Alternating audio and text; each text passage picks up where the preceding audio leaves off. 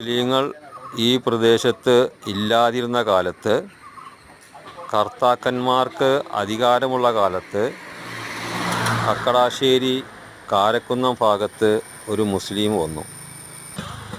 മുസ്ലിം വേഷധാരിയായ അദ്ദേഹത്തെ വെടിവച്ചിട്ടു.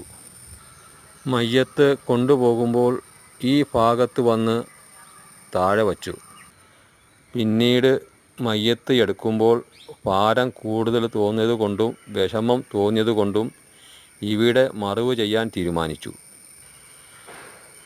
കുഴി കുഴിക്കാൻ കൊട്ടയും തൂമ്പയും ഇല്ലാത്തതുകൊണ്ട് അവർ മുകളിൽ കയറി നോക്കി. മുകളിൽ കയറി നോക്കുമ്പോൾ മറ്റനായിൽ കുടുംബക്കാരായ ചിലരെ കണ്ടു.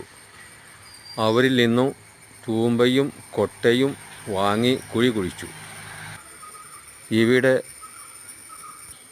കബറടക്കി എന്ന് ചിലരുടെ സംസാര വിഷയം.